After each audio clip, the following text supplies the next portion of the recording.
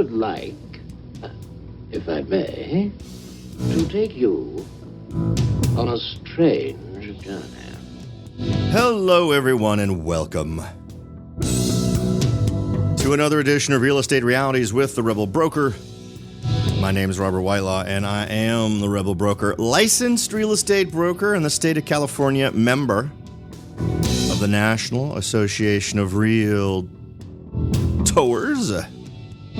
But please, don't hold that against me. Welcome to it, folks. Very exciting show today. We are going to have a guest interview for today's show, Mr. Dean Sioukas, and we will get into that in just a second. Before we do, I want to remind everyone about how to get in contact with me. The best way is through the website at therebelbroker.com. Once you're there, just click on Contacts in the menu bar.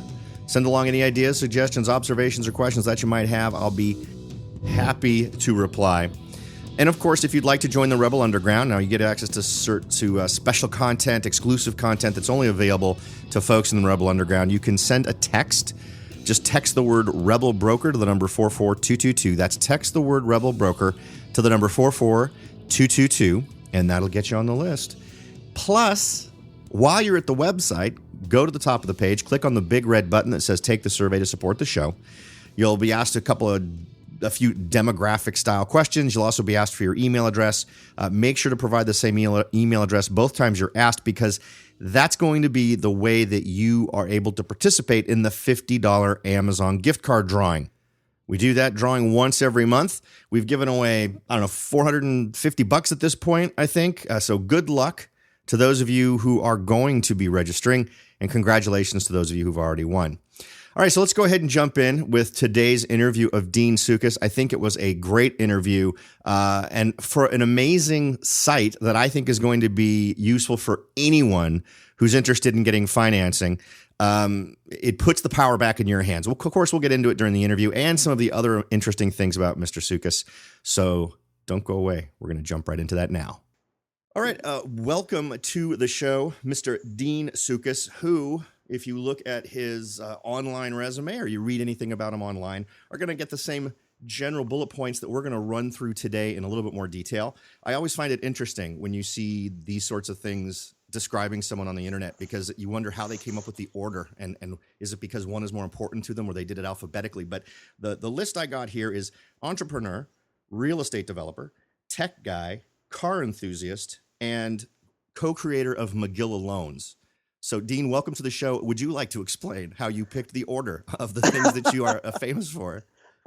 Thanks for having me. I don't know if I'm famous for any of those things, maybe, but I don't know how we came up with that order. It was probably, I probably just kept adding on to it, All right. So car enthusiast came after tech guy, but before Magilla. Yes. That is true. Yeah, and Magilla is the most recent. So I guess the order is chronological. Okay. So usually what I like to do in a situation like this with someone who's got a really rich set of things that potentially my audience would enjoy hearing about is to get a little bit of a background on you. You want to just give us the lowdown on sort of your background and history? Yeah, no problem. My name's Dean Sioukas, as you said. I'm a Sacramento native. I was born here, grew up here, went to high school here at Jesuit High School. I'm Greek American. My parents are both Greek, and my dad actually immigrated here when he was about 18. And then I went to UC Berkeley for economics. And then I just stayed at it and just went more school. And I took the LSAT and the GMAT and went to Columbia University, got my law degree, my MBA, and then passed the bar, and was always interested in helping the family with the family business, which is land development. So I was an attorney. I practiced for a couple of years. My older brother said, don't go through all that schooling and not train, because law school teaches you how to think. And especially a school like Columbia is about theory, right? They don't teach you how to pass the bar. They assume you're going to get yourself through the bar exam. They're teaching you how to think and how to reason. And so I worked as a transactional attorney for a couple of years, and then full-blown real estate development. Okay, great. And I've read a little bit. I know there was a great piece done on you. I think it was the Sacramento Bee in January, or was it? Oh yeah, Yeah. Sacramento Business Journal.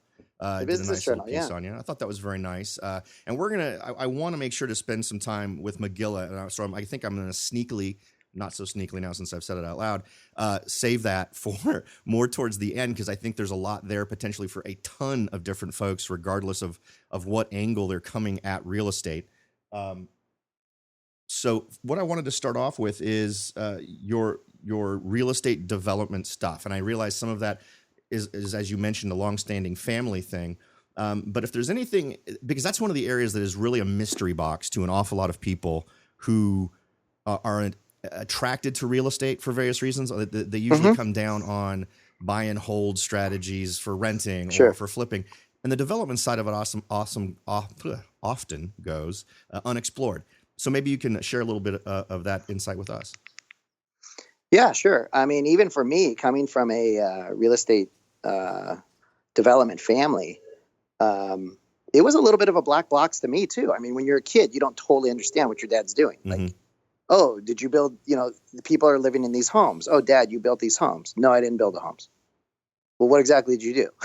Like it's a little mysterious. And basically it's particularly relevant in a state like California where, and I'm not trying to go on a soapbox about regulation or anything like that. That's not the purpose of the piece here, but in a jurisdiction where you have regulations, and especially lately, regulations that can literally lead to a green light, red light decision, right? Mm-hmm. You buy a raw piece of land and you have a wonderful vision, right? And maybe it's a great vision that you are going to put a shopping center there or that this is a great place for homes, right? Right.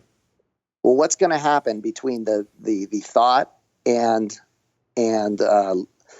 Taylor Morrison or Kaufman or KB Home building homes on it? Well, in California, a lot. Right? I mean, you've got environmental species. Right. You have environmental habitat. You have Superfund sites. You have water capacity issues, drainage issues, and just the basics, zoning. Like, what's it zoned for? And if there's a 4-foot wide puddle on the lot, you have to worry about the Coastal Commission. You got to, exactly. and what else is, and the crazy thing about land development is that if you ask any guys who've done it for a long time is, they remember the days when you didn't even deal with a certain rule. Like if you ask my dad and his colleagues and, people his age, he'll be like, I remember vividly the day somebody mentioned the word fairy shrimp. Mm-hmm. It was like someone, it was almost like a natural disaster for the business, right? And so the land developer, in my opinion, I don't know if this is an accurate definition, but in my mind, a land developer is the architect or it's like the architect. He's the architect that takes raw materials, in this case, raw land, and gets all the pieces put together so that a builder can come in and say, how do I get sewer, water, drain, road? How am I, do I have the permits to grade the site? Do I have enough dirt? Do I need to export dirt? Right. All these things. And I get cost estimates put together because builders are in the business of building. Right. They're not in the business of owning land. So you sort of make it shovel ready for the work to begin. I make it as shovel ready as we can. When the economy is not robust, and when I first got out of law school or out of my law background, the economy was not robust. And back then, the first deal I had to do, the land developer was the only way to sell lots was to finish the lots. So my very first project was not, handing someone a stack of paper saying, here's all your easements and all your approvals and all your wetlands permits. It was all that plus wires are pulled, sidewalks are in, and I was selling lots to builders 6-10 lots at a time on a rolling lot option. And that was, not as fun. Wow. A lot of work and a lot of warranties, a lot of tenure, it's just a lot of work. But that was the economy at the time. And then when the economy gets a little better, builders will buy villages, 30, 40 lots at a time, or Right. if better yet, typically it's about 100, somewhere between 80 and 110 lots. 120 lots is a good village. Mhm. They put a model complex up and work through it. Okay. Now, on kind of on a sideline of that, and one reason why I kind of wanted to go down this path a little bit is I imagine you're still involved in that, right? Or at least are overseeing Yeah. folks who are doing that for you, and you're maybe interacting with other folks who do what you do. What have you seen in terms of trends over the last couple of years relating to projects getting started, the rate at which they are being started, that type of thing? Just because there's so much concern about new construction not meeting demand. And it's interesting to get the perspective of someone who is that really the very first step before someone starts building a house. Well, my feeling, and this is from somewhat of a local perspective, because although we've done projects in Texas and Idaho and Reno, that is the exception. We are we develop land in the greater Sacramento area. So I can comment most on, in my area. But my feeling is there is going to be a massive shortage of land that has the potential to be built in a reasonable time frame, at least in our area. And I know there's probably reports and market reports, and people try to inventory lots, and when the downturn comes, you always get these salacious reports. There's 10,000 ready to go lots, or whatever. Like where are these lots? Yeah. Right. Because a lot of times our lots are being counted, right? Mm-hmm. And I know full well that I had to turn the engines off, so to speak, from 2008 until 2015. Yeah. What did we do as a group of land developers? Whether it's first of all, a lot of land developers just gave up, right? They either went bankrupt, and said, I'm not going to do that again, right? Or they started, maybe doing homes or doing something else. They're like, this business is crazy. It's too risky. Yeah. But to bring land to a mapped, zoned, approved stage takes many, many years. And if guys like us haven't started on new maps, and we're picking up, let's say we pick up a map that a builder dropped a couple years ago, the map's expired. Okay, so what are we going to do? So all that prep work has to be started all over again. Yeah, because unfortunately, again, not to knock on, I'm not trying to, make a regulatory, statement here, but feel free. The casual listener would say, well, wait a second, you've done all the work. It's only been expired 6 to 12 months. You're trying to do a good thing by resurrecting an old map. Everyone already approved it. Why do you have to start all over again? Right. Well, yeah, for some reason you do. Yeah. And at the end of the day, do you save a little time? I'd argue no. That even though in theory you should save time because all the studies have been done and all the planning's been done, in reality,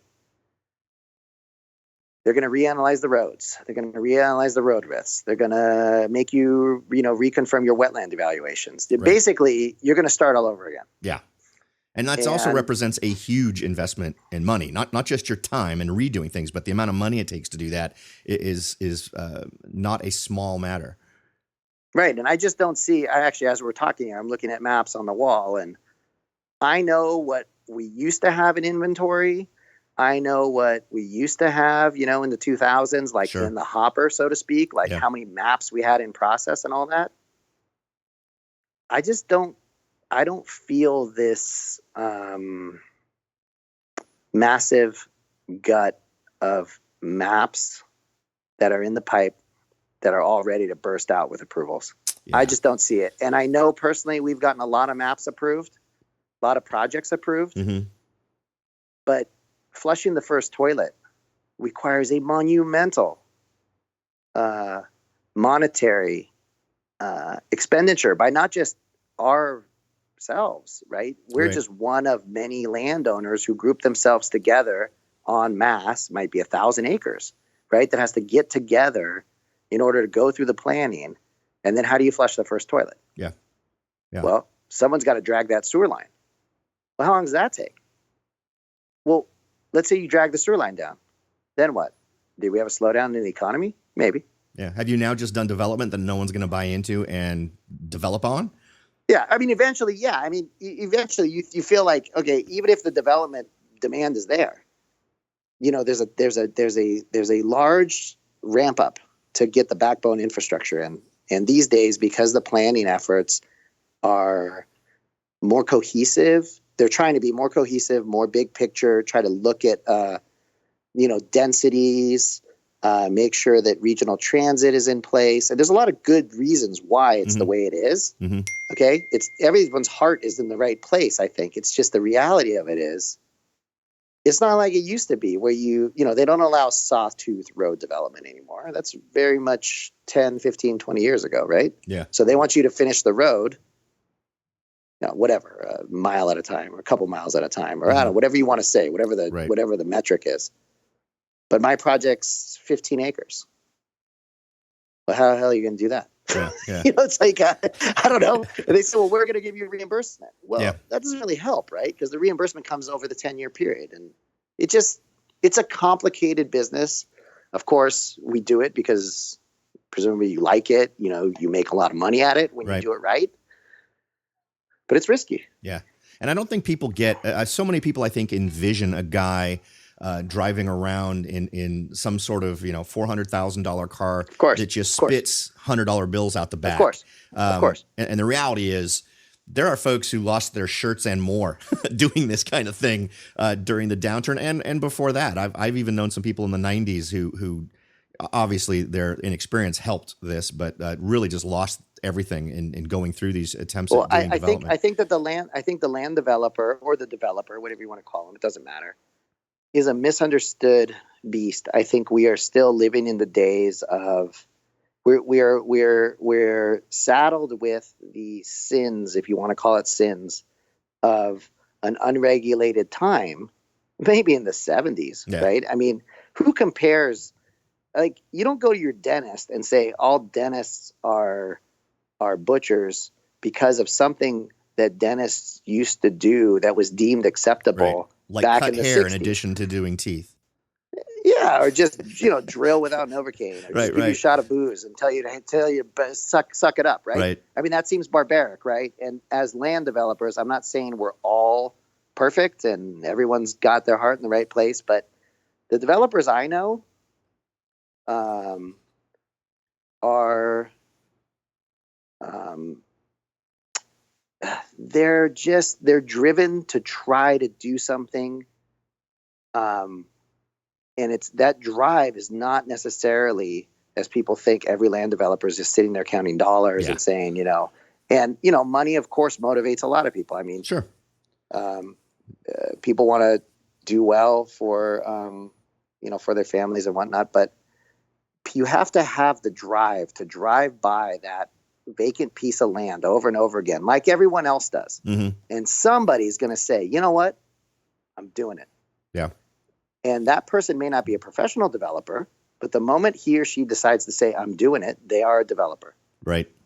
And they've stepped into the position of saying, I have a vision for something here and I'm going to make it happen. And that takes a lot of guts, a lot of risk, and a lot of family risk.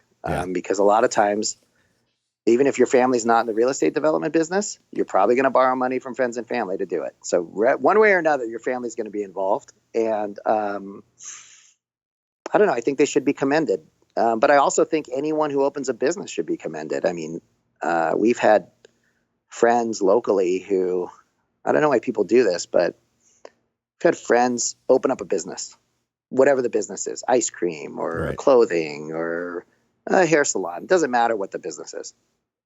Or maybe goes out on their own as a lawyer and then has to go back to a firm, right? Yeah. And people are always so quick to throw stones at them. Like, oh, that shop was terrible. Yeah. Well, you know what? They did it. Yeah. And overcoming that fear of failure, I think, for folks, I don't think people realize all the exact same things that make you scared, like when you were a teenager asking that girl to the prom, anything else, right? Exactly. There's a huge element of fear, but the difference is the worst case scenario is that person's going to say no to you in that circumstance. Once you start talking about businesses, if you have some level of success for the first few months, or maybe you've saved up enough money to survive for a year, maybe you've got 10 employees now who are counting on that paycheck. So it's not just you understanding you need to succeed to a certain degree, but the success of your employees is hooked directly to your own. And I've known plenty of business owners who felt that so strongly. They cut their own pay long before they ever thought about cutting people or pay for their employees. So, yeah, I mean, that's a whole different subject. And I, I'd love to change sort of the attitude, because I think it would not only be good for how we look at business people, but also encourage more people to become business people. Because I think that's an amazing thing to do. And I think being willing to take that risk feeds your willingness to do some pretty daring things in your life. So and I think the size of the project is somewhat irrelevant. Like, yeah. I mean, is it riskier to go out and buy 10,000 acres and try to do something with it? Well, I mean, yeah, of course. But the guy who's buying 10,000 acres has enough money that he can buy 10,000 acres. Right. If you only have enough money to buy your first store and it's 1,000 square feet, is that a smaller risk? Well, on a relative basis, it might be a bigger risk, right? You're taking a bigger leap given where you are in life, right? And you got to get all the equipment and you got to staff up and you got to it takes guts. And I think society should give people a little more of a pass when they try something new, and hopefully it goes well. And sometimes it doesn't. Yeah. And hopefully they get out, maybe close to neutral. Maybe you made a couple bucks, but you couldn't quite make it. But it doesn't always work out that way. And hopefully you've learned enough so that next time it's an easier ride for you, and you enjoy and everyone more always success. says that, like, don't be scared to fail, and it's losing money is the best education I ever had. I mean, there's all these cliche sayings. It's just trying to make yourself feel good. And it's not that they're wrong, but it still sucks. It still sucks. It's like, Greeks have all these expressions. I always joke with my family, like, let me guess. When you get bit by 10 scorpions, it's a good thing. It's like, I don't know how that's good, but it's good luck. Well, I had a client who was, who was Greek, and he used to throw around the word throsos a lot. And I'm not 100% sure. He used to say it just meant grit, but I think I actually Googled it once, and it was a little bit more raw than that. My Greek is it might be. My Greek is a little rough because I was born here, but. There's a lot of words that don't translate perfectly. Okay, all right. We'll leave it at that. I will not Google it now so that I can just embarrass myself. So I guess to sort of wrap up this particular segment of what we can talk about, what's interesting to me is on this show, we have frequently tried to, guess the next move, right? And one of those things is just looking at the data that's there and deciding what makes sense relating to it. So one of them has been the home developers' confidence numbers, right? Which just went down a couple of points, down to 65 or 66, whatever it went down to. And over the years, and I'm actually considering ignoring that number now because of how annoyed I get when I see that builder confidence has risen, but I'm not seeing architects making more money. I'm not seeing permits being issued. I'm not seeing lumber going up in price or being bought more in the United States. I don't see the things that tell me I'm a builder, I'm confident, and to prove it, I'm building houses, right? Right. So that disconnect, and it sort of reeks a little bit. And this was actually a topic we discussed, I think, yesterday or the day before, or the last show that everyone got to hear, that we'd actually seen drops in construction. And there was an article that just came out today that we've actually seen a drop in starts, despite the fact that these builders were saying these things, and it just seemed self-serving. It seemed like the real estate agent who always wants to say, the market's great, no matter what's going on with the market. I think there is, if you're asking me a question, I think I sort of agree with you. I don't know how to read those numbers either, because I just never put a whole lot of faith in those because also some of these things are regional. Like a lot of those numbers, you need to know what the sample source is, what the sample size is, what the geography is. And it's so easy to get persuaded by a salacious headline, right? Like builder confidence is down, it's up, whatever. I think the builders are doing well. I'm not trying to say that they're killing it, so to speak, but I think they're doing okay. Yeah. And I think they're probably doing on the better side of okay. Yeah. And I think a lot of the builders still have some inventory, Yeah. and inventory that is, a lot of builders that I know had things that were for sale, right, during the downturn. But were they really for sale? I mean, they were kind of for sale, right? I mean, I don't know if that's corporate saying, hey, I want you guys to at least try to shed some inventory. Mm-hmm. But really, they kind of weren't upset if it didn't get shed because it's good inventory, right? How are they going to replace it? So I think it was kind of I wouldn't say a no lose, but if they sold it, great. They would have looked better, to Wall Street and had, a little less inventory in their books. I think now they're glad they didn't sell it because even with the carry costs, after they wrote it down and did this and did that. Or maybe rented it in the interim.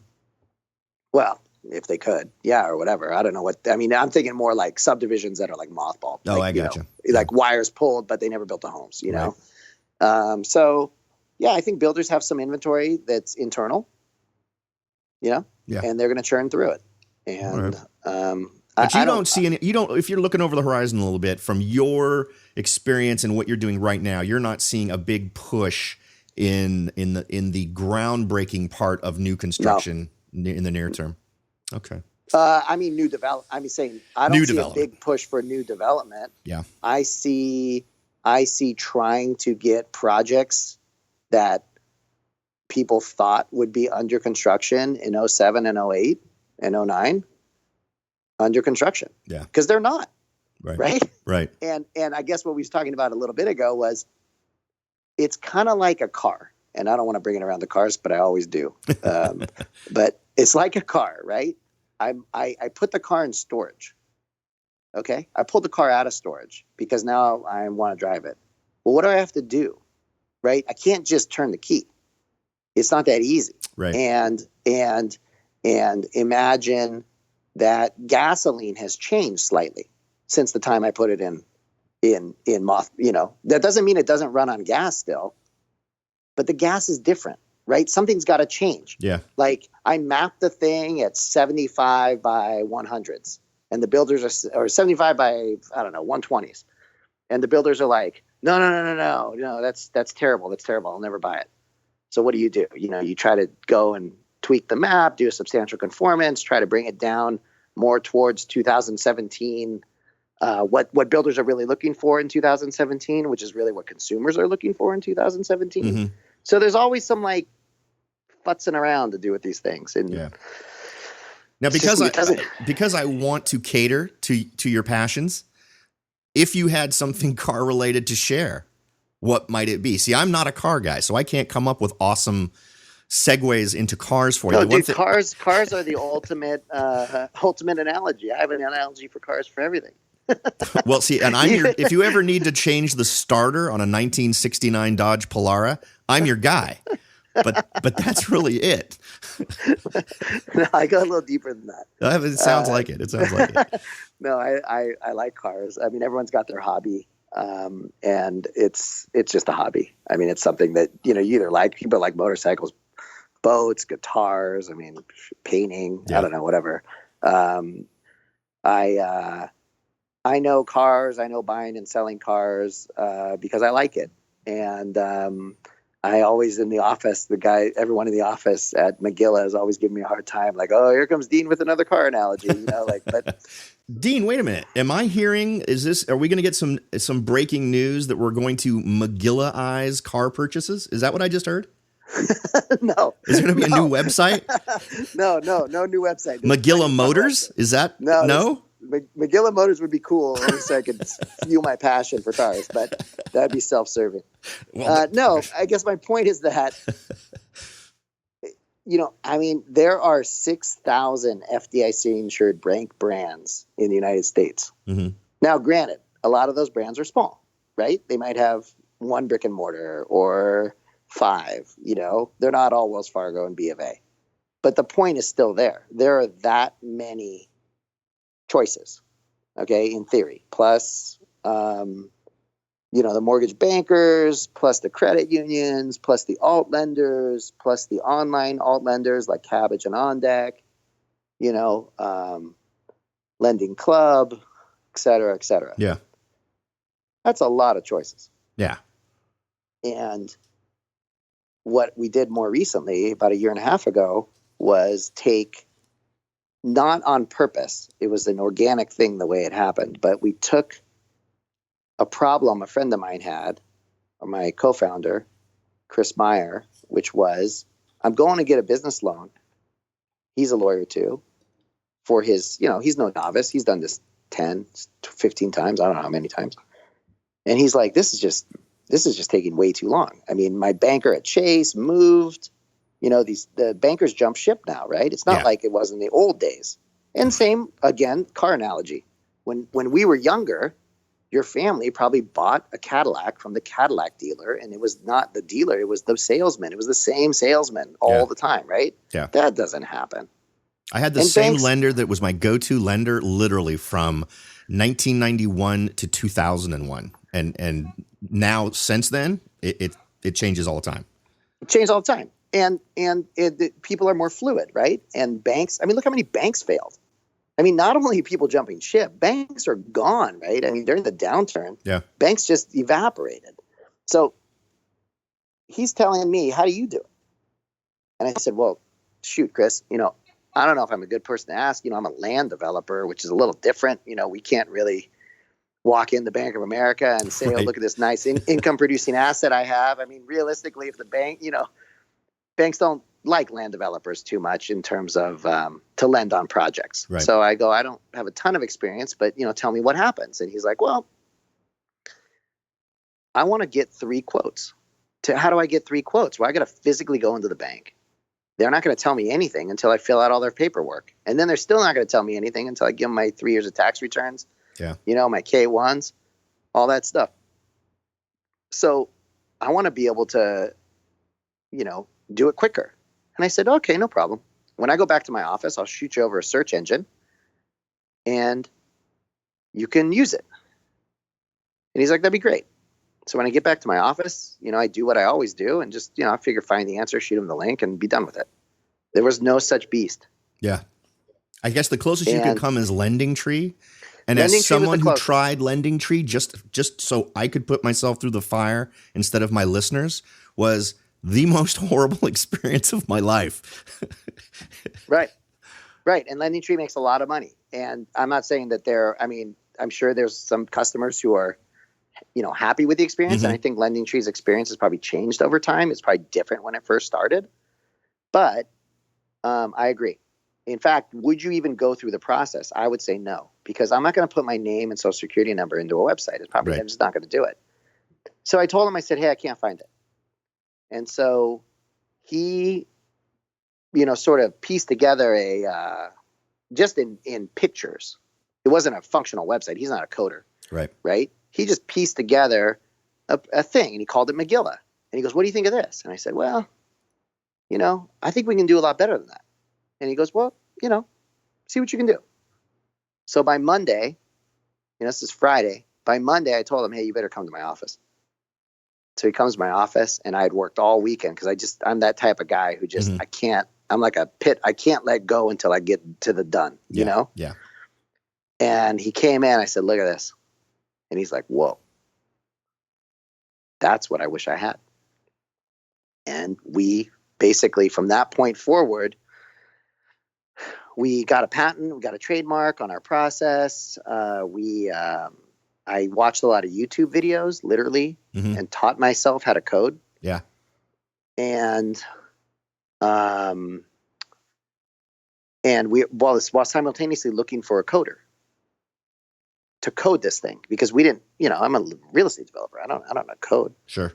And so I basically, as time went on and we couldn't find the coder, before we knew it, we went to a friend of ours and we showed him what we had built. And he's like, what are you guys looking for a coder for? We're like, well, to make this, primetime ready. And he goes, you're there. And that was a year and a half ago. And we just said, screw it. We just launched it.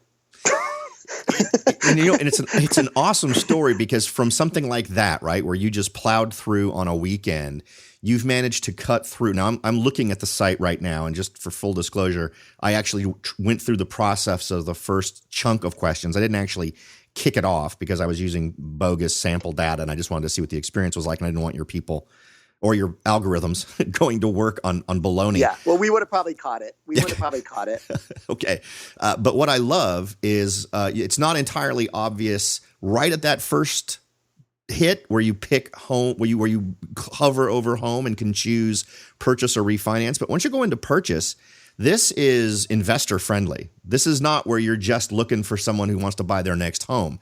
I mean, when you go to home purchase, you're going to get several options that are going to likely fit in right with what you want. I think in my case, I'm trying to remember this from memory now, but I saw as a rental is an option there. Oh yeah, everything is there. A rehab flip is there. Second home vacation is there, and the reason why it's there is because we built it in the beginning. There wasn't any home. It would be built it as businessmen, so we weren't trying to knock off Quicken Loans or Rocket Mortgage or something like that. We were doing it as businessmen. How can we find business loans, right? Yeah. And not small business loans, small ones and really big ones. Like what's the difference for us? I was thinking, again, back to cars. Cars.com doesn't care if you're buying a $10,000 car or a $350,000 Ferrari. Mm-hmm. What's it to Cars.com? All it is words, right? It's just data on the screen. Right. It's just another make, right? Make, Ferrari, make, Scion. Right. What does it matter? And so we're thinking, well, we don't care either, right? Because the guy who's doing his first rehab flip in 5 or 10 years maybe have his own home building company, right? We want his or her experience to be good the whole time. Not just when you're ready for the big leagues, right? Everyone starts somewhere, so why not have everyone come to the party?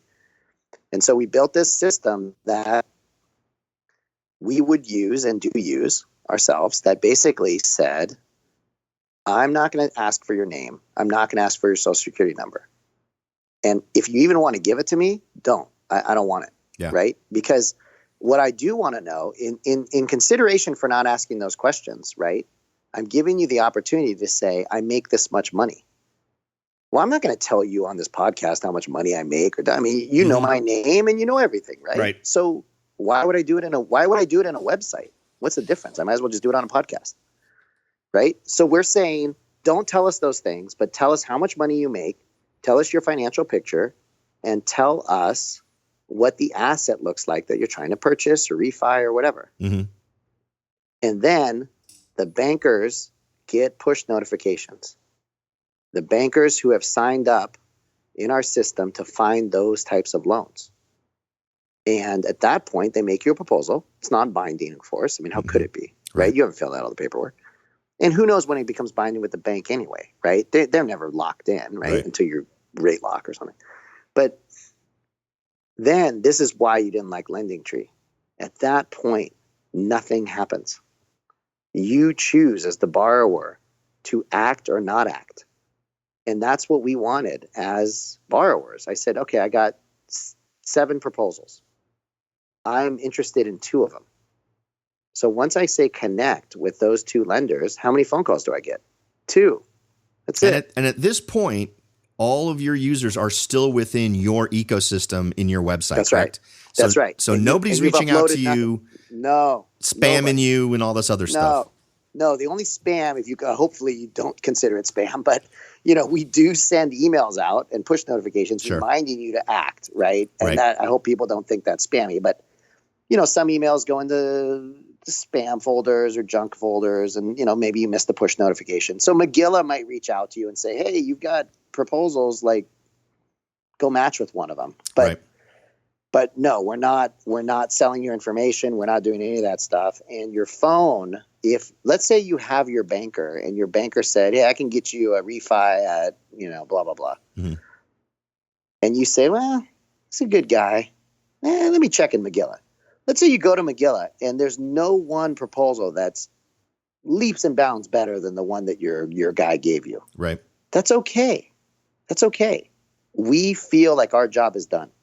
And your banker has done you a good job. Yeah, right? And it's so much cleaner than other solutions. Yeah, that's not a bad experience. But you say, what are you going to do? Send us bad feedback and say, oh, Magilla sucks because it didn't beat my banker? No, you might have a good banker. That's okay. You know what I mean? Like, that's a good solution. That's a good problem to have, right? Yeah, yeah.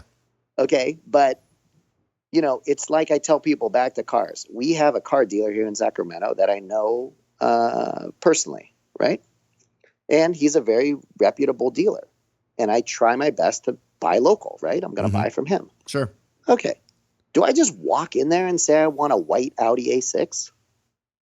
No, I trust him, right? I know he's not going to purposely, take advantage of me. Right. No. I go to cars.com. I go to Edmunds. I know exactly invoice, retail, right? True Car. I mean, they're endless, right? And get a sense of, is this car, trading at retail, at sticker, under invoice? Does it have a freaking problem? Right? Is a new model coming out in a week, and so this one's on closeout? Right. If it's not new, maybe you're looking at Carfax to see if it's had any accidents. That kind of whatever. Thing. Yeah, whatever I'm doing. And so when I walk into the dealer to buy the white Audi A6, and he gives me a quote, if it's in the zone, I'm gonna say yes. Right? Yeah. But it has to be in the zone.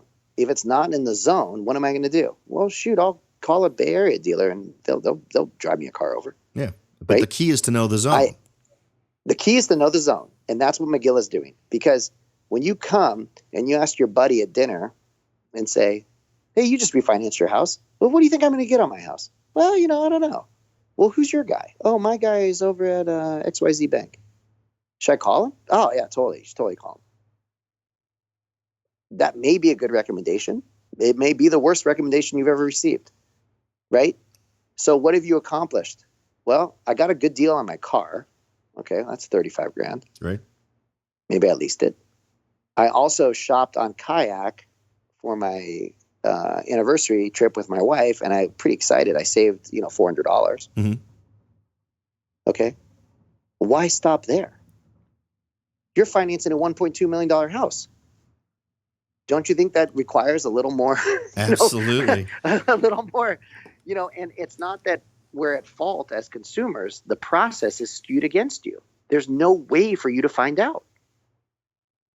Well, and it's totally skewed against you because the expectation on just about everyone I've ever talked to, whether we want to talk about Quicken Loans or, the Rocket Loans with them or other sites that say we'll find you a great loan, it's all front loaded with you dangling all of your personals out in the wind of the internet.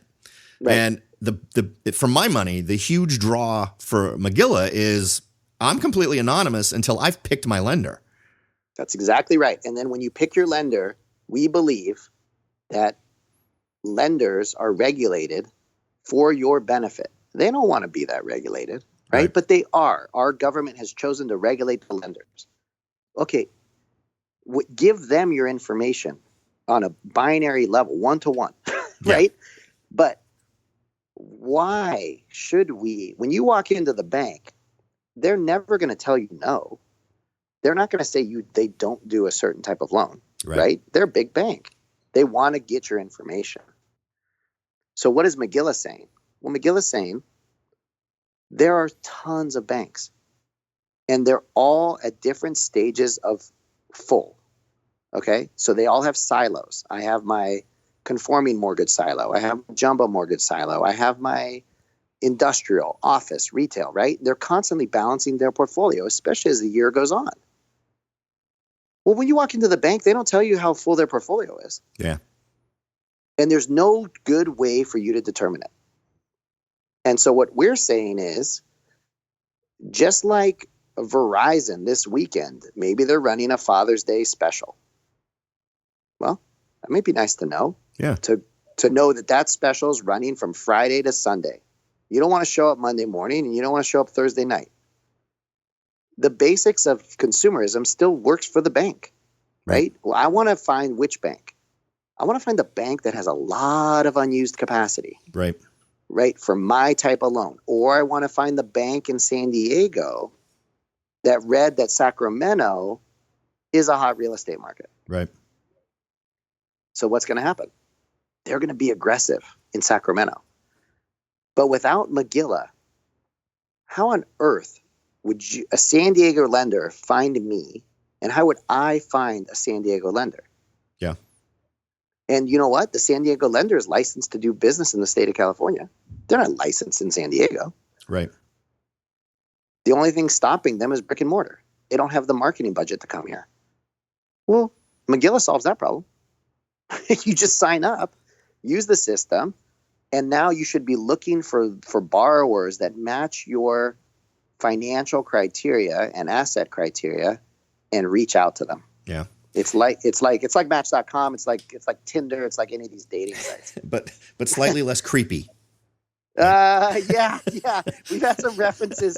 We've had some colorful references from some of the bankers who are very. You think a lot of bankers aren't so funny, but like this, we've had some funny ones who, you know, the guy's looking at you kind of with a stern face, and you're like, God, I don't know if he's liking what I'm trying to sell him here on Magilla. And all of a sudden, he says the funniest thing, you know, and you're like, oh, that's pretty funny. Yeah, you find all kinds in all businesses. It's you know, people don't get that. But one other thing that I think Magilla reminds everybody of, and folks who are just starting out don't seem to get this. At least it's the questions I get as someone who works with clients on a pretty regular basis.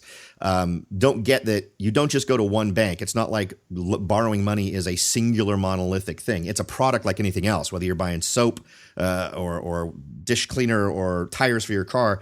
It's a product, and everybody's making different ones of them. The end result may be money for you to use, but how you get to use it is up in the air, and that's the product that you need to figure out. And Magilla is just going to bring to you the products you have to choose from in a way that, for my money, beats out a lot of other ones that require you to surrender an awful lot of information before you should have to. So, and we haven't found another one. I mean, this one, one on the home side of things. Yeah, there's other residential rate comparison tools, and you've got everything here. I mean, you've got real estate investment and refinance. You've got home purchase, home refinance. You've got business acquisition and business auto. You've got restaurants, heavy equipment, and medical. You've got medical practices, dental practices, and veterinarian practices. So it's a pretty big bucket to satisfy an awful lot of needs. Yeah, I mean, in a year and a half, we are so close. It might even happen today. We're going to crack $2 billion in loans that have come through the system. Wow. Now, not all $2 billion have funded. Right? It's like any site, sure. Not every person who goes to kayak buys an airline ticket that day, right? I mean, it's a process. But $2 billion of loans have been requested across our site in a year and a half. Well, that's pretty amazing from our perspective. And you're talking about loans. I think our biggest loan ever off memory was, I don't know, something like $50, $60 million. Mm-hmm. So you're talking about some pretty major real estate refis and purchases. And, we were asked in the papers a couple of times, well, wait a second. If you're a big real estate investor, a big bad real estate developer, or whatever you want to call them, they have banking relationships. Well, what do they need you for? I'm like, that's true. Mm-hmm. And the banking relationship, obviously, as the dollars get bigger, the banking relationship becomes more important. There's no question about it. They got to know a lot more about you. However, I tell the bankers this: if I'm in the Starbucks line and you and I are friends, and I'm about to buy you a coffee just for fun, and 4 people behind us is a guy worth $100 million. That's all you know. He's worth $100 million, and he invests in real estate. Yeah. You don't know if he's looking for a loan. You don't know if he's looking to refinance. You don't know if he's retired. That's all you know. Do you want to meet him? And the banker's like, well, yeah, of course I want to meet him. I said, that's the point. These people, we're not breaking relationships. It's up to the bank and the borrower to decide if they want a relationship. Right? Like you said, there's certain transactions we do in banking that are transactional. They just are, right? Yeah. And the bankers are trying to say that every single transaction that they do with you is based on a relationship. Well, that's just not true, right? There are certain transactions within the banking world that are more relationship driven, right? Lines of credit, things like that, right. Of course. But A $350,000 refi on a house, and not so much. Yeah. Right? I mean, Right. it's like you're not going to earn a relationship that way, and you're not going to lose one either. Right. And there's a lot of bankers that we have in Magilla that don't want a relationship. Well, and like we were saying before, the whole dynamic there's changed. The odds are the person you get that refi with today, in 5 years or 10 years when you may be moving or doing something else, the odds are you dial that phone number, that person's not going to be there anymore. They're going to be somewhere else. Well, even if they were there, they sold your loan. So the guy's going to say, I mean, that's, yeah. So, right. I mean, what does it matter? And so what we're still telling the banks is Magilla is not here like some other fintech companies. We are not bank bashing. We're bank friendly. We're telling the banks, you are hyper regulated, right? Mm-hmm. And because you're regulated, there's certain things you can and can't do and certain things that become costly and cumbersome for you. We're not a bank. We just aren't. Right. And we're not brokers. We're not here trying to, wrestle a fee out of you for every single transaction. What we're doing is we're saying, allow us to organize in a thoughtful manner the process of finding a match. It's a dating site. We didn't like that term, but it kind of is. Yeah. Right? I mean, when dating sites started, people thought it was crazy. I even thought it was crazy. I mean, I'm old enough where that's just not how you did it, right? But the concept is odd. You said it earlier. You got to get the guts up to ask the girl, and the whole thing. Like, it's a little different now, and that's okay. And all we're saying is, why shouldn't we equalize the playing field a little bit? Or if you don't want to call it like me versus you, at least narrow the field of possible choices in a very efficient manner. It doesn't cost anything from a borrower to use the system. Right. We just hope you get something out of it. And that something may be, oh, shoot, my local community bank, you know what? They're not so bad after all. They're kind of in the zone. That's okay. Or, Jesus, why is that proposal so much lower? Okay. Right. Is it a bait and switcher? I don't know. I don't think so. I built Magilla. We haven't had a bait and switch issue in Magilla. I'm sure there'll come a day where we have it. But sure. Right now, that's not the case. And realistically, what's the difference? All you got to do is click connect.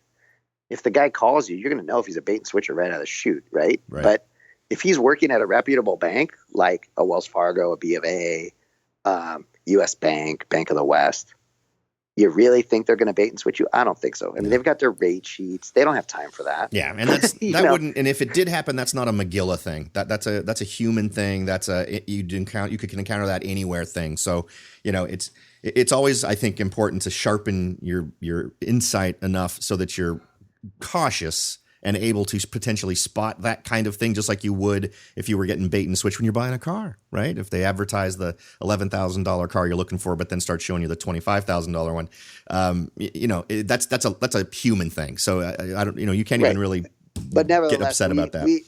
But we're trying to have this is new to us. Sure. But we're trying to have thick skin on that. And, I try to, if a borrower says, well, I put my loan in and I didn't get any proposals, Magilla doesn't work. Well, it's hard to tell someone, no, it actually does work. That was just a tough loan. You don't have the, maybe you're not there yet. Right. Maybe you need to be more complete in the data you're providing. Maybe you're not providing everything or as much detail as you need to. Or you're reaching too high. It's like trying to sell your old bicycle on eBay and you're trying to sell it for $500. Yeah. And it doesn't sell. Right. So what did you do? Well, you either took some bad pictures of it or you priced it too high. And so what do? Well, you just relist the item. Right. And Magilla's no different. You tried to get a $250,000 line of credit with these kind of metrics. If it didn't work, you can't blame Magilla. You would have had the same result if you walked into the brick and mortar bank. Sure. You just would have taken you a month or so to figure it out, and now you've wasted all this time giving them your information when they could have given you a polite no from the beginning. But, right. Now, on the Magilla side of things, if I'm looking to get pre-approved for an amount I may not know, let's say I want to try to find out the maximum you'll loan me based on my numbers. Now, I noticed in the setup process, it asks me for an amount. Yeah, we're working on that now. The pre-approval, it's funny you brought that up. Pre-approval has come up before, and it came up in more vigor this week. We just revamped all of our forms. So now, as you've seen, because you've used it, the questions fly in from the right, kind of one at a time. Right. When Knucklehead over here built the first version, I didn't have the skills. I didn't have the skills to do that. So no CSS for Dean. No, CSS I did. Yeah, there were some other things that were limiting. So it was a little more of a block. It was like more of a, here's the form, fill it. Sure. So we're going to add that pre-approval because, like you said, I'm starting the process to go house shopping. I want to set the table, so to speak, like what are my parameters? And, or maybe, I'm narrowing down the houses and you want to get we're going to have that. And that's probably going to come really soon. Any responsible agent's going to try to, and that's sometimes thin on the ground, but is going to try to tell their buyers, get pre-approved first so we know we're shopping in the right range, right? So we don't find a house we love that's $100,000 too high. Yeah, and we're also working with real estate brokers, not only residential real estate brokers, but commercial real estate brokers from the likes of CB, Colliers, and whatnot. And some of these real estate brokerage firms have some version of a marketing, a finance arm, whether it's like a value add they give for their clients, or maybe they're affiliated with certain lenders, or who knows. But that's okay. No one brokerage house is going to be able to solve every single one of their customers' financial needs, right? Right. So we're not trying to necessarily say, hey, our system's better, you should abandon that. No, I mean, if they can navigate it, and it's easy enough, fine. But we're trying to get the brokerage houses to use Magilla when they quote rates in marketing packages. We want them to put it in similar to a pre-approval. If a broker from a big brokerage house wants to put out a nice marketing package on an industrial portfolio that they're going to sell, why not run that through Magilla? Yeah. I mean, we have over 120 loan lender brands in the system. That's a lot. And obviously many more loan officers than that. That's just the brands we have. And those brands all have unique attributes, right? I mean, some of them are kind of like selling cartons of milk. Like, is there an appreciable difference? I mean, I'm not saying this is probably a bad example, but I'm saying there's an appreciable difference between like a Wells Fargo or a Bank of America. They're both big banks, right? But at any one given time, they might have a temperament for one type of loan or another. But we've got some very, very interesting FDIC insured lenders that our podcast listeners here I haven't heard of. Yeah. And you might not have heard of them because of where you live. Whereas somebody else might, again, the San Diego, Sacramento example. Well, maybe all the real estate developers in San Diego know that there's a bank in San Diego that specializes in these kind of deals, right? Yeah. 60% occupied office. Yeah, well, having that access is awesome because I know the last time I was kind of coming up with a plan for developing land to build a house on for myself, that's the example you put out there is exactly what I found. I ended up finding a lender in San Diego where that's what their skill set was. So, being able to go out there and throw the net as wide as it can possibly be thrown for folks who might fit the need is pretty powerful. Oh, yeah. And single family construction for your own, that oddly not easy. Like you think you can just walk into your bank and say, I want to build my house. Like for all the regulatory and risk reasons, they don't all do it. Right. They just don't. And so we have that in Magilla that says, I'm building a house. What are you doing? I'm doing owner occupied. I'm building my own house. Right. And we have lenders who specialize in that. And imagine you put your loan in the system and without picking up the phone, without sending a single email or getting in your car, all those lenders just got a push notification. Yeah. I think it's a great tool. That's pretty powerful. Yeah, well, and it's powerful because I like where it leaves the power. It leaves it in the hands of the buyer or the person who's looking to get the financing. Anything that tilts that equation on its head so that you're giving that person more discretion, more ability to discern what's going to come at them. I think that's an awesome model, and I think you're going to get some pretty amazing results, not just because you're going to be giving them the variety of things to choose from, but in a way that, again, leaves them in control. So I think that's a pretty awesome tool. I know when the time comes for me, I'll probably go ahead and put my real numbers in and see what kind of response I get, because I'm in that mode right now. I'm looking at leaving where I am, moving to a new place, and then possibly taking some of those proceeds and investing it in some investment properties. So there's a lot of variety of things going on, and it'll be interesting to see how well Magilla fits into that plan. Now, Dean Sioukas, entrepreneur, real estate developer, tech guy, car enthusiast, Magilla Loans co-founder. If you had to look back on your life and come up with one or two personal things that you felt really helped make you successful at what you do, and I don't want you to say things like I got my law degree or things like that. I'm looking for something a little bit more in terms of a personal habit or something that you embraced and really realized the strength of it and how it influences success in your business. What would you tell folks? Well, I don't know. I mean, as a personality trait, I'm definitely of the, I don't know if you want to call me a tinkerer or a inquisitive sort of person. Mm-hmm. I actually don't read, which is not something I'm proud of. But you apparently watch a lot of YouTube to figure out how to do other things. I can amass YouTube videos like nobody's business.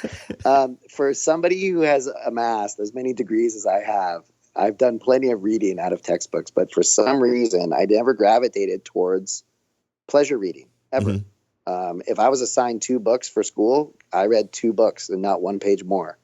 So does that mean you're a pleasure doer? You get more pleasure out of the doing, yep, getting hands-on with getting something accomplished rather than reading about it?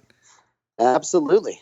Okay. Absolutely. I get pleasure out of being scared to do something. Like the first time I tore my car apart, when I was 16, I love this car. And, I was sitting there, and it takes some guts to tear into it, and yeah, I dropped a screw and I cracked this thing, and you're just kicking yourself. But how are you there's no other way to do it. Yeah. And it's weird. It's strange how here we are, 20, 30 years later, building this website, and how many things that I did that seemingly, I could just hear my dad or my mom saying, "Hey man, you just waste your time over there, go do something more productive." No, they weren't saying that to be mean. They just didn't understand what I was doing. Like for me, I liked what I was doing. I wanted to do something with electronics, or I wanted to build something, or I wanted to fix something. And here we are with Magilla. And what are we doing all day? We're fixing things. Mm-hmm. We're just fixing things. It could be a glitch in the system. It could be a weird bug. It could be what you and I were talking about just a minute ago. Like what's the most elegant solution to having a person be able to get pre-qualified for a home loan? Right. There's a lot of ways to do it, but there's one that's probably better, more efficient, mm-hmm, more clean. Yeah. And when I work on my cars, I always tell my wife, when she comes in, and she's just like, "What are you doing out here? And this thing's a mess." I'm like, "Give me another half hour. It's going to be fine." It comes back out, and all those pieces will be back in the car when I'm done. Yeah. And I show her what I did. Of course, she's polite, kind of placate me a little bit. And I'm like, you know what the best part is? I didn't drill a single hole. Like that's always my goal is anyone can hack something in there, but right, how can you put it in the most elegant? And I like it feels like the way it was meant to be. Say that again. Like it feels like the way it was meant to be.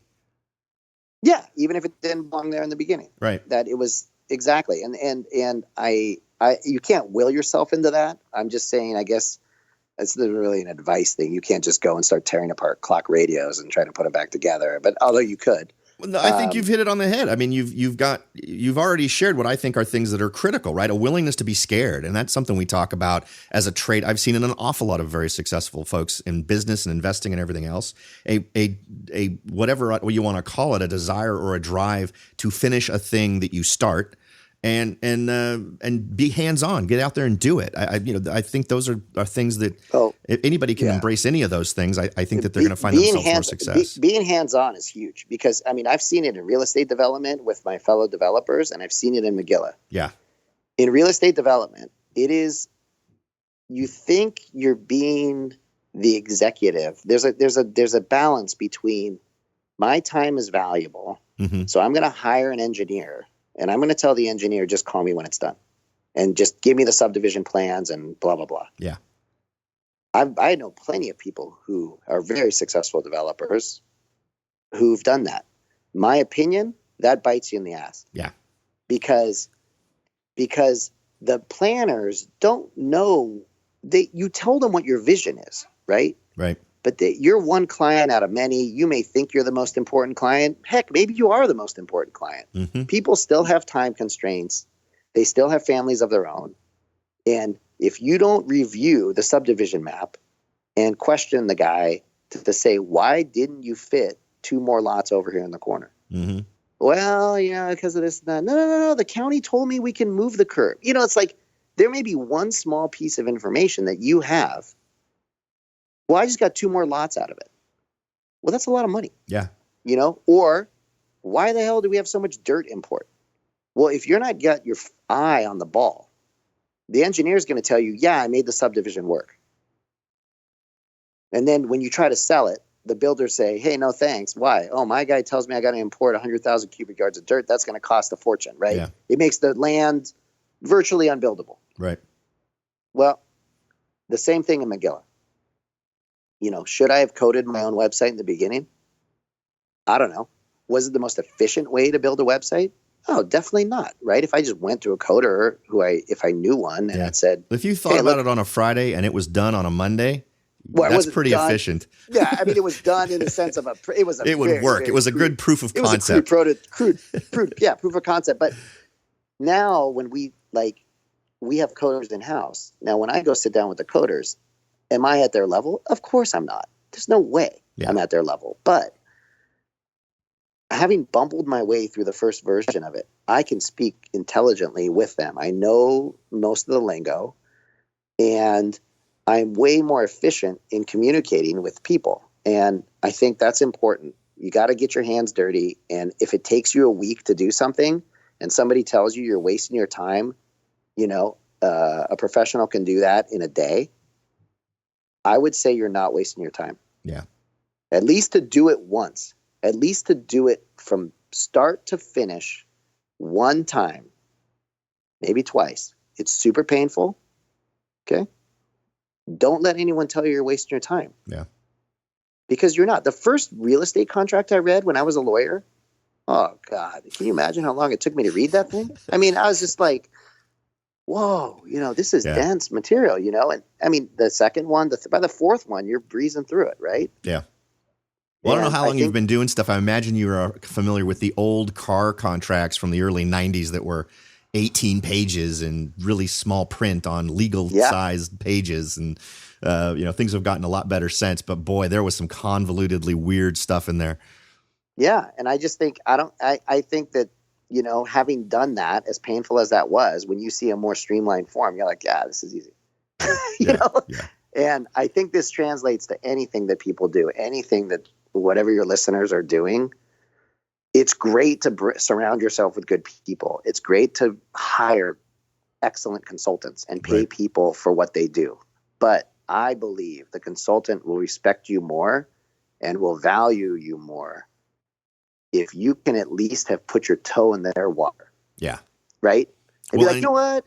I tried to sketch out a subdivision once. Didn't go very well. But, you know, at least I know, you know, that it's not as easy as just drawing a bunch of rectangles on a page. Like it doesn't work that way. But you also set expectations because that first time you do it, that person knows you're a follow-up guy. You're a stay-involved person. Totally. So odds are the next time they show you something where you called some stuff out last time, you probably won't call out as much the next time because they've already been calibrated to the kind of person you are, and you don't just sign off without looking at things. You actually give feedback, and that can be the difference between, as you said, in your case, and it translates to anything. In your case, it could be 2 lots that could then have 2 different homes that could each sell for $500,000 each, or it could be I'm signing my real estate contract on my first investment property, and I'm noticing there's an easement problem or whatever else might be part of the deal. Where if you just kind of go in there and assume everyone else has done their job, you may be disappointed once escrow closes and you get the keys. So that sort of attention to the follow through, I think, is vital for anyone at any level, no matter what they're doing. Absolutely. And, when I was a lawyer, I had this guy, I was an associate, of course. And this one lawyer, I got to work under a lot of great people. And this one lawyer, Jeff Jones, who's an amazing lawyer, he begrudgingly, I was not happy about it, but looking back on it, it was so important. He had a very strong title background. And he's like, listen, you need to know how to, you need to know every nut and bolt in a preliminary title report. Yeah. And I want you to know how to read meets and bounds. Oh, my God. Well, I don't know how many people know how to read meets and bounds, right? It almost seemed like my dad when I was a kid telling me to just dig a hole and then fill the hole. Right. I was like, is this for real? I remember it from my real estate exam, and I think that's the last time I ever had to do meets and bounds. Yeah, but it forces you to go through it a couple times. I'm really glad he did it for me. I still, believe it or not, it still comes up all the time. Mm. And I think your listeners who invest in real estate and whatnot, read the prelim. Yep. And get the underlying exceptions. It's all electronic now anyway. Yep. Make sure your title officer is giving you an electronic copy of your prelim with clickable links. And I learned by asking the escrow officer questions and said, hey, this may be a dumb question, but can you explain to me exception 10? Because I don't really get that. Yeah. And then odds are they don't get it either. And then guess what? You're lucky if you get the title officer on the phone, because now you're getting a free education. Right. The title officer is going to get on the phone. He's going to explain to you why number 10 has to be there. And you can still ask him, I still don't get what the hell that means.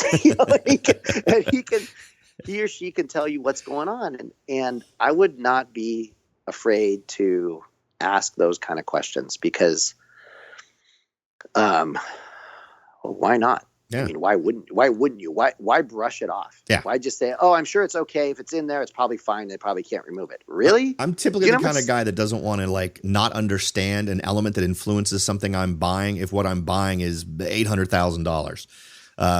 And I'm saddling myself with 3 decades of debt. I'd much rather know, yeah, you know what? If I do this purchase, this chunk of land actually becomes the property of my neighbor, and I no longer have a driveway going to the back of my property, right? It's and things like that are real. They don't happen very frequently. No, they don't, but it happens. Yeah, and it's better to be safe than sorry. And we've had, having done it for a long time now, people are human, right? And would an exception in your title report that shouldn't be there, is that necessarily a huge catastrophe? I don't know, probably not. But it's amazing how many times stuff is in a prelim that if you question it, it shouldn't have been there in the first place. Do you remember, and I apologize, this is probably a complete waste of your time, but it wasn't that long ago that we had people investors who were adding things to the CC&Rs of different properties that anytime the house sold in the future, they'd get a 2% kickback or a 3% kickback. Do you remember those? Yeah, I've heard of them. I've never encountered one. Yeah, I encountered one, but got it right in that time frame when they were being made illegal. So luckily that never had an impact. But I wondered if that ever impacted you, just because of the amount of work you've done out there. But it just popped into my head. No, I had one that was weird like that, but it wasn't as formal. But there was some sort of an agreement that somebody. This, you just, buried dead wood. You're ready to close escrow. Yeah. And this guy comes out of nowhere. And we're like, whoa, where did this guy come from? Yeah. And he's like, oh, in 1975, because, these land deals take forever. Yeah. Right. So, this is something that was just, it wasn't anyone was ignoring it. Literally no one even remembered. I'd never even seen this document before. Mm-hmm. This guy showed up and he was like, no, I was supposed to get something on the second transaction. I'm like, what? Yeah, I'm like, great. dude, it's 2005, man. What are you talking about? It was like Back to the Future. Yeah. Like somebody Ford just was showed president up when that was it in ended there. up being it ended up being legit. Yeah. And of course, once we digested what he was saying, and you didn't just take his word for it. We looked into it. Of course. We're like, oh my God, you were right. So yeah, it was fine, but I was a little taken aback. Yeah. Well, at least he got his piece. I guess that made him feel better. Yeah. Well, Dean, you have been super generous with your time. We have talked about some things that I think are right on the mark for my people, and we've talked about some things that are a little bit more goofy, but that's okay too, because it's a well-rounded life we try to lead. Sure. I would love to thank you for taking time out. I really appreciate it, and maybe we can hear back from you at some point in the future if you've got some exciting news for us about Magilla.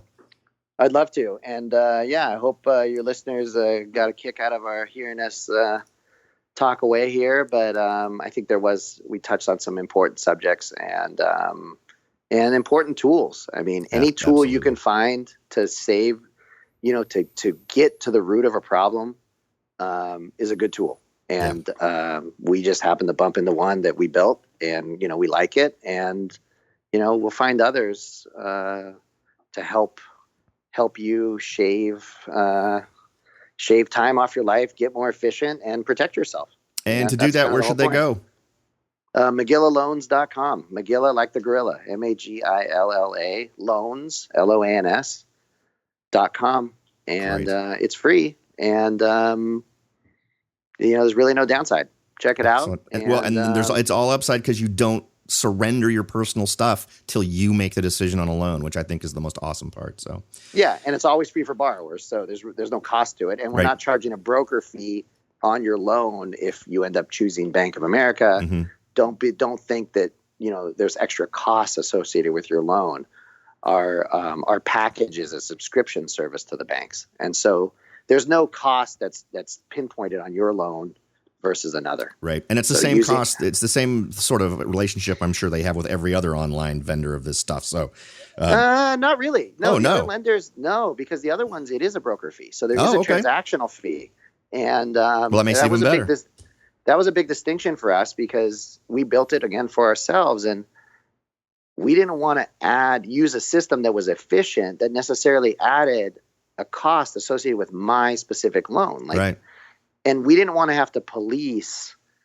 We didn't want to pay cops and robbers with our customers. Right. Our customers are the banks and the borrowers, but the banks in particular. Like, if you might meet up with a banker, this happens in Magilla. You meet up with a banker, let's say it doesn't work out for whatever reason. Or let's say you don't end up buying that house or that property. You pull out. Well, you already met the banker. We've had bankers do 2 unrelated loans with a borrower they found on Magilla, and those 2 loans didn't actually come through Magilla. Right. And that's okay. I mean, that's like going to kayak, finding a route you want, and you choose United Airlines. And while you're booking your flight, let's say you called it in or something, you phoned it into United, and they're like, oh, you know what? Something else popped up. Well, kayak still did its job. It got you to United, right? Because that was the best choice. If the United Airlines lady optimized it even further, great. And, so in Magilla, it's important for people to know, not only is it anonymous, not only is it costless for the borrower, but we're not tacking on an extra broker fee on your loan if you're successful. That. Yeah. I thought it would have been more or less the same general arrangement as other folks have, but that's awesome. That'll just be another way for folks to potentially save money. So that's perfect. Yeah. Well, thanks a million. Thanks for having me. You bet. And thanks for being so patient. No worries. Thank you. Okay. And have a happy Father's Day. You too. Thanks. Okay, bye. I want to thank everyone for taking the time to listen to today's interview with Mr. Dean Sioukas from MagillaLoans.com. I think there was some great information in there for you. And just to be absolutely clear, Magilla Loans is not a sponsor of the show. Magilla Loans did not pay for that interview. And I honestly think that it's an amazing resource for folks who are looking for ways to find a loan where you're in control of your own data. Instead of surrendering all of that personal information, all of that absolutely identity stealing fuel with who knows who out there on the internet, on LendingTree or any of these other sites, This way, you're not telling anyone your personal information until you actually get that loan that you like, the terms and the conditions that you like. Then you start having that conversation that'll include all that deeply personal information. I'd like to thank Mr. Dean Sioukas for taking time out to talk with us. He was very generous with his time, and I hope that it was absolutely worth the time you spent investing in the show to listen to that. I think it was great information. I hope you all benefit from it.